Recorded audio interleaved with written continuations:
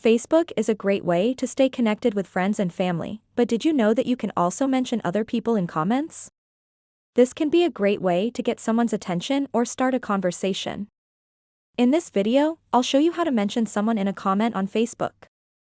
So make sure to watch this video until the very end to learn how. First of all, let's open up the Facebook mobile application and then make sure you are logged into your Facebook account.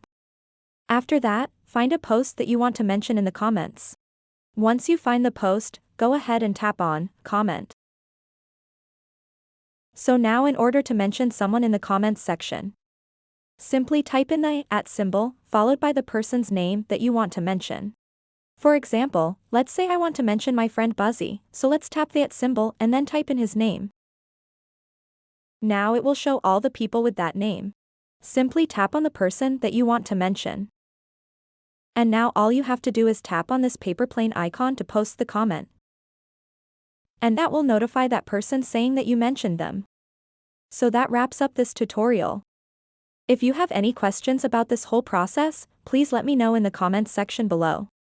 And if this video helped you out, please give it a big thumbs up and subscribe to this channel for more tutorial videos like this one. Thank you so much for watching and have a good day.